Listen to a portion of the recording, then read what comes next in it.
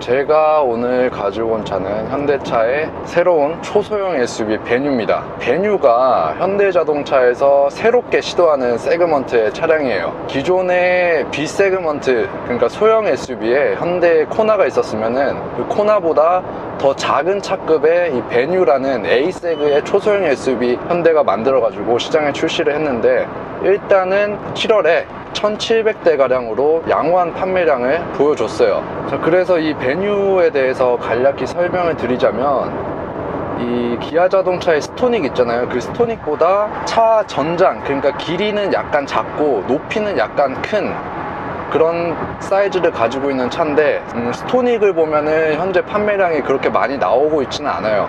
가격은 저렴하지만 가격에 대비해 가지고 뭐 차체 크기나 이런 것들이 실용적이지 않기 때문에 많이 선택을 안 하는 경향이 있는데, 이 베뉴도 스토닉과 거의 비슷한 크기로 나왔기 때문에 뭐 소비자들이 어떤 반응을 보여줄지는 확실히 아직 더 지켜봐야 되는 부분입니다. 가격에 대해서 말씀드리자면, 일단 1,400만원부터 시작을 해요. 근데 그거는 수동 변속기 기준이고, 수동 변속기는 안 타잖아요 지금은.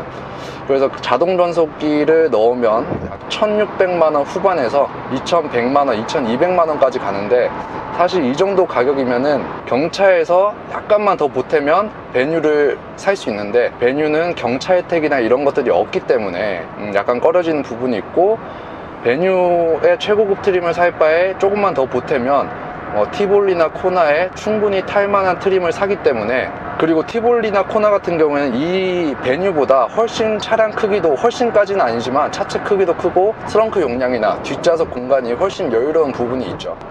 그렇기 때문에 소비자들이 베뉴를 선택해야 할 이유가 사실 크게 없는 것이 사실입니다. 그래서 오늘 한번 리뷰를 해보면서 베뉴의 주행감이나 승차감, 그리고 이것저것들을 한번 리뷰해 보면서 과연 베뉴가 살만한 가치가 있는 차량인지 한번 알아보도록 하겠습니다. 일단 베뉴의 주행성에 대해서 말씀드리자면, 이 차량의 엔진이 1.6L 가솔린 NA 엔진, 자연흡기 엔진을 탑재하고 있고, 그 다음에 CVT 미션이 결합되어 있어요. 그래서 사실 이게 지금 현대자동차, 기아자동차 아반떼랑 K3의 파워트레인과 똑같은 파워트레인인데, 어떻게 보면은 이 차량의 크기만 보면 이 엔진이 적당한 엔진일 수 있어요. 그래서 오늘 주행성에 대해서 설명을 드릴 때, 제가 원래 같았으면은, 그러니까 일상 영역에서 주행할 때 주행감이 어떤지 말씀드리고, 추월 가속이나 이런 가속 주행을 할 때 주행감이 어떤지 두 가지로 나눠서 설명해 드리는데, 사실상 이 차를 뭐 추월 가속이나 고속도로에서 높은 속도로 달리거나 뭐 그럴 수도 없을 뿐더러 그러실 분들이 별로 없을 거라고 생각하기 때문에, 그냥 일상 영역에서 주행을 할 때 주행감이 어떤지 한번 말씀드려 보도록 하겠습니다. 그래서 원래 예전부터 이제 현대가 GDI 엔진을 많이 선택을 했어요. 근데 이제 GDI 엔진의 어떤 내구성이나 이런 것들에 대해서 문제가 크게 되다 보니까, 소나타에도 그렇고 전부 다 이제 MPI, 간접 분사 형식으로 엔진을 많이 바꿨는데, 이 차량이 지금 120마력에 15.7토크 가량을 나타내주고 있는데, 거의 이 정도 급이면 뭐 출력에 있어서 어떤 거를 기대하기는 정말 힘든 그런 수치예요. 아까 가속을 약간 해봤는데 정말 엔진 소음도 엄청나게 들어오고, 거의 엔진이 부서질 것처럼 힘든 그런 소음이 많이 들어오는 게 사실입니다. 지금 한 50km에 RPM이 한 1500rpm에서 1000rpm 사이로 왔다 갔다 하는데, 생각보다 엔진 소음이 그렇게 많이 들어오진 않아요. 사실 당연하죠. 뭐 이 정도에서는 어차피 RPM을 낮게 쓰기 때문에 엔진 소음이 안 들어오는 게 당연하고, 한 80km까지도 그렇게 엔진 소음이 크게 들어오진 않아요. 물론 정속 주행을 했을 때 그 정도고, 뭐 엑셀을 약간이라도 급하게 밟거나 뭐 이럴 때는 소음이 굉장히 많이 들어옵니다.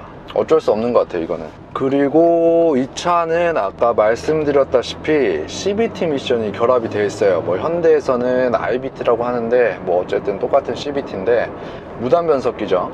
일단 무단 변속기와 자동 오토 미션의 차이점은, 일단 오토 미션은 이제 단수가 있어요. 1단, 2단, 3단, 4단 이렇게 넘어가면서 각각 물리는 그 기어가 다른데, 무단 변속기 같은 경우에는 그 중간에 체인이 있어가지고 양쪽 그 기어를 속도에 맞는 그런 기어 비율을 저절로 알아서 찾아가 주는 그런 변속기예요. 자, 그렇다 보니까 뭐 단수가 이렇게 나눠져 있지가 않죠. 사실 이런 경차나 마력수가 얼마 안 되는 차에 CVT 무단 변속기를 장착한 건 굉장히 잘한 일이에요. 왜 그러냐면 오토 미션을 여기다 장착해 버리면은, 안 그래도 경차는 마력이 부족하고 어떤 연비를 중요시하는 그런 차가 되어야 되는데, 오토 미션을 장착해 버리면은 그 변속이 되면서 어쩔 수 없이 동력 손실이 오고 연비 손실이 와요. 뭐 요새 오토 미션이 좋아져 가지고 연비가 많이 그렇게 동력 손실이 안 되기는 하지만, 어쩔 수 없이 무단 변속기보다는 그런 동력 손실이나 연비 손실 이런 것들이 일어나요. 추가로 이 경차에 CVT 미션이 어울리는 점이, 어울린다고 할 수도 있고 CVT 미션의 단점이라고도 할 수 있는데, 오토 미션 같은 경우에는 갑자기 가속을 했을 때 3단에서 이제 가속을 할 때는 순식간에 기어를 2단으로 내려주면서 다운시프트가 돼가지고 RPM을 높여줘가지고 가속이 좀 유리한 부분이 있어요. 근데 CVT 미션 같은 경우에는 단수가 나눠져 있지 않기 때문에 저속에서 고속으로 그 기어비를 놓치지 않고 계속 쭉 올라가야 되는 그런 메커니즘으로 이루어져 있기 때문에 어떤 가속에서 약간 불리한 경우가 있어요. 왜냐하면 오토미션은 순식간에 RPM을 높여가지고 가속이 충분히 이루어질 수 있는데, CVT는 계속 하나하나 다 거쳐가야 되기 때문에 가속이 약간 더딘 부분이 있어요. 근데 어차피 경차 가지고 그렇게 크게 가속을 하지 않기 때문에 어울리는 그런 미션이라고 볼 수 있습니다. 그리고 뒤에 이 차량의 서스펜션 같은 경우에는 당연히 토션빔이 장착이 되어 있어요. 멀티링크는 뭐 상상도 못하죠. 어떻게 보면 당연한 거예요, 원가 절감을 위해서. 근데 뭐 토션빔의 이제 최대 단점인 승차감이 굉장히 불쾌하고 뒷자리 승객이 멀미가 날 수 있다, 뭐 이런 단점이 있는데, 이 차량에 뒷자리에 사람이 앉는다는 것 자체가 약간 안 맞는 것 같아요. 뒷자리도 굉장히 좁고, 심지어 스토닉보다 뒷자리 공간이 적기 때문에, 뭐 현대에서 홈라이프 뭐 이렇게 광고를 하는데 사실상 그렇게 타는 차가 맞고, 그냥 최대 동승석까지만 타는 게 좋을 것 같아요. 뭐 뒤에 현대에서 광고하는 거 보니까 강아지 태우고 막 이러는데, 강아지까지만 허용을 하는 게 좋을 것 같습니다. 그리고 아까 노면소음이나 어떤 풍절음에 대해서 제가 따로 말씀은 안 드렸는데, 이 노면소음은 거의 뭐 도로를 그냥 읽고 가는 것 같아요. 그냥 도로에 있는 그런 소음들, 타이어 소음들, 이런 것들이 그냥 다 들어오고, 뭐 풍절음도 지금 90에서 100km 정도로 달리고 있는데, 그렇게 크게 거슬릴 정도는 아닌데 그래 들어오긴 합니다. 약간 장거리 주행 시에는 상당히 스트레스를 받을 수 있는 부분이고, 뭐 진동 같은 경우에는 진동도 많이 올라오긴 해요. 이런 포장된 도로를 가면은 물론 괜찮지만, 약간의 어떤 요철이나 이런 것들을 지나갈 때는 뒤에 토션빔 플러스 진동이 걸러지지 않는 소형차 특유의 특징들 결합돼서 약간 오래 주행했을 때는 스트레스를 받을 수 있는 부분입니다. 그리고 실내, 사실 이런 차를 사시는 분들은 약간 차의 성능보다 차의 외관이나 이런 실내 인테리어, 아기자기한 것들, 이런 것들을 더 중요시 생각을 할 것 같아요. 물론 저라도 만약 이 차를 산다고 하면은 성능에 대해서는 큰 기대를 하지는 않을 것 같습니다.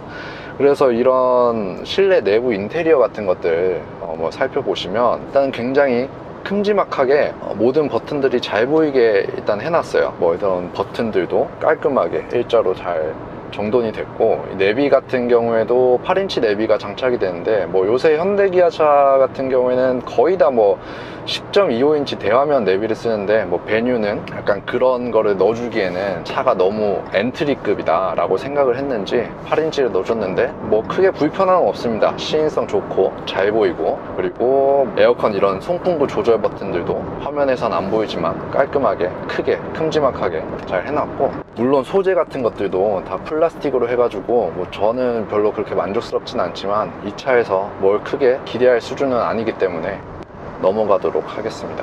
그리고 이 차가 지금 그 주행 보조 시스템도 장착이 됐는데, 사실 이 차량의 타겟층을 약간 살펴보시면 젊은 이제 남성분, 여성분, 사회 초년생 이런 사람들이 탈 것 같은데, 운전에 미숙하신 분들이라면 좋을 것 같습니다. 그래서 이 차량에 대해서 약간 총평을 해보자면, 어떻게 보면은 아반떼를 살 수도 있는 값이에요.